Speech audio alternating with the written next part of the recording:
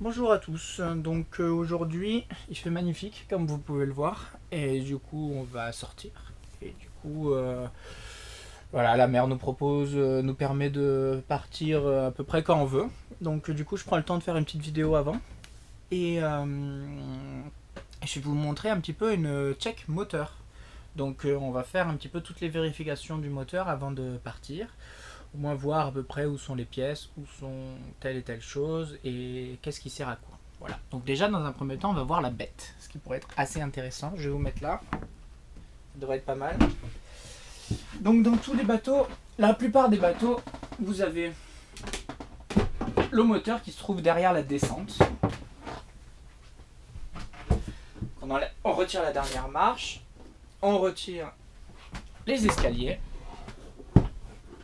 Et là, magie magie, voici l'animal. Donc on peut voir le moteur. Donc d'ici, j'ai un petit peu taffé hier soir. Alors, le plus important, ce que je savais déjà, c'est du coup vérifier l'état des courroies.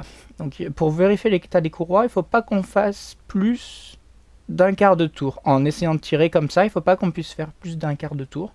Donc vous voyez que là, j'arrive pas à faire le demi-tour, donc c'est très bien. Voilà, vous en avez une ici aussi. Après, dernière chose à vérifier, c'est le niveau d'huile. Comme sur la voiture, il se trouve ici. Donc on va le faire, tout simplement.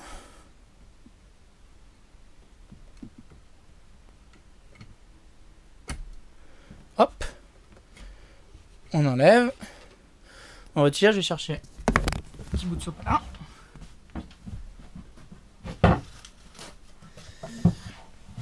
Voilà. Mettre là. Voilà, vous êtes bien.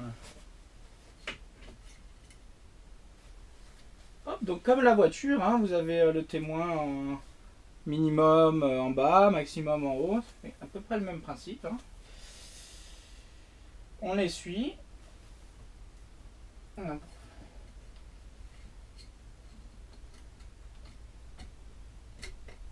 Hop, hop, hop, hop.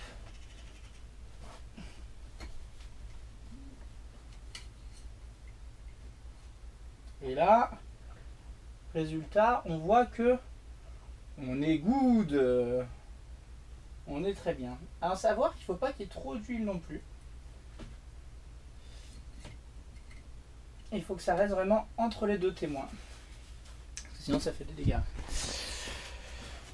Donc voilà, c'est un moteur gasoil. Pourquoi gasoil? Parce que l'essence, ça s'enflamme plus vite. Ça s'enflamme plus facilement. Donc du coup, on a pris... sur tous les bateaux, ce sont des bateaux à gasoil. Parce que, pour cette raison-là. Après, on va avoir... Donc c'est un moteur 4 temps. Classique. Qui est refroidi avec l'eau de mer.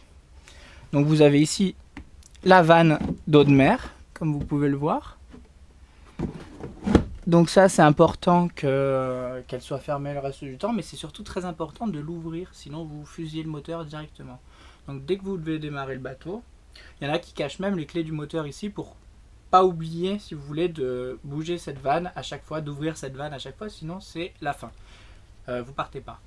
Donc du coup, très important cette vanne là, la vanne d'arrivée d'eau qui va permettre avec un système de pompe de récupérer de l'eau de mer pour aller refroidir le liquide de refroidissement du moteur.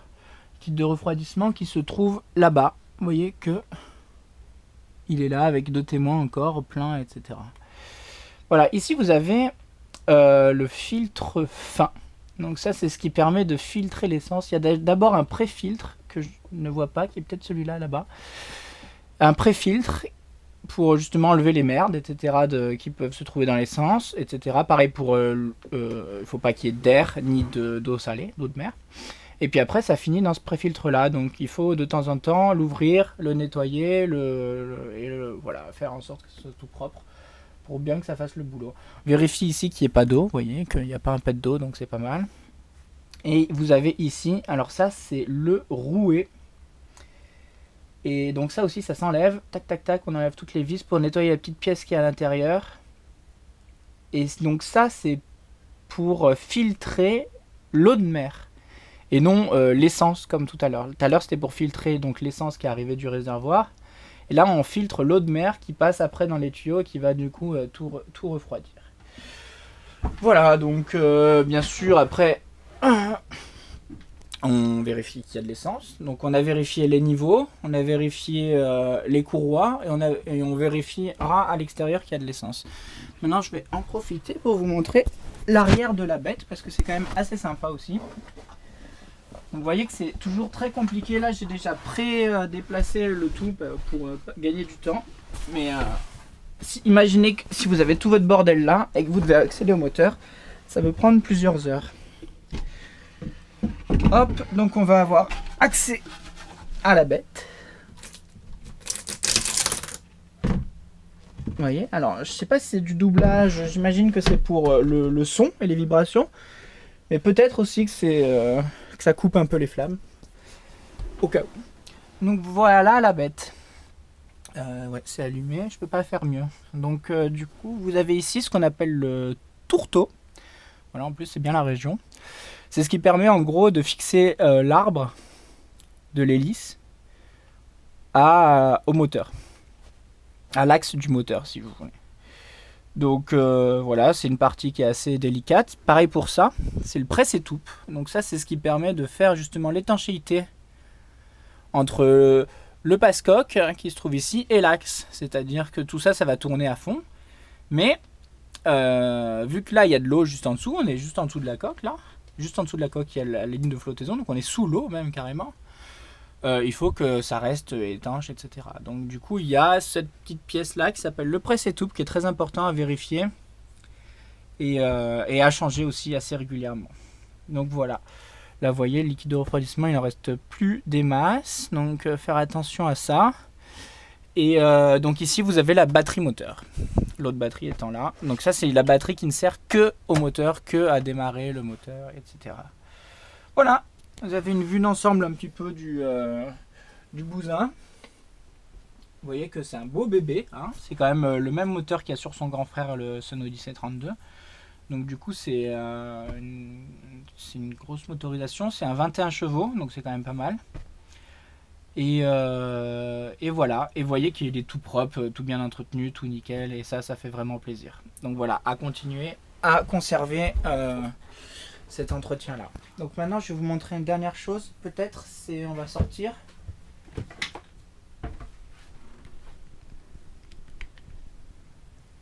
Hop. Là.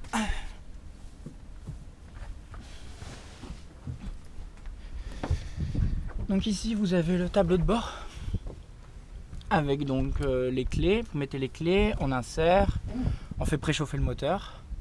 Une fois que le moteur est préchauffé, on met sur on, on met sur start, le moteur s'allume. Une fois qu'il est allumé, etc., on peut remettre sur la position off.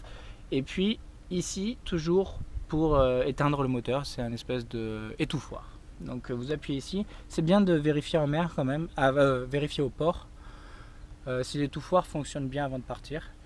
Parce que si vous êtes en mer et que vous n'arrivez plus, si vous voulez éteindre le moteur et que vous n'y arrivez plus, ça peut être aussi embêtant. Voilà. Ici vous avez donc la manette des gaz, avec sur cette position là ça va être embrayé. Ici vous allez avoir une position lente en marche avant si vous voulez, un petit peu débrayé à peine et en avant. Vous pouvez avoir la même chose en arrière, donc ça permet pour faire les petites manœuvres doucement délicates. Puis après à fond en avant c'est pour avancer, à fond en arrière c'est pour reculer.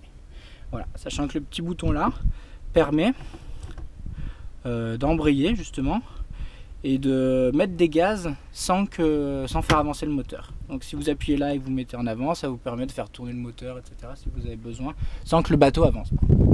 Voilà. Et ici la dernière chose, à ne pas confondre avec les autres nables, parce qu'il y a l'eau, les eaux usées et donc le gasoil. Donc ici vous ouvrez, vous allez à la pompe, vous mettez la pompe comme en voiture, pas plus compliqué que ça.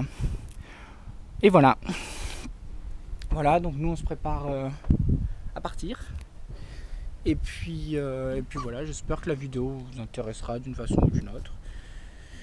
Et puis on en fera d'autres comme ça, on fera sûrement aussi côté plomberie, côté électricité aussi, peut-être l'électronique du bateau, parce que ça peut être intéressant de savoir les bases de électronique sur un bateau. Et puis voilà, et puis maintenant moi je vais m'apprêter à sortir, parce que là il y a tout pour, hein, ça serait trop dommage de ne pas partir. Il y a un petit peu plus de vent de prévu, alors qu'il n'y avait rien de prévu, donc c'est parfait, il y a juste assez pour avancer. Donc voilà, journée idyllique. Donc je vous fais des gros bisous, et puis je vous dis à la prochaine pour une prochaine vidéo. Allez, bisous, ciao ciao.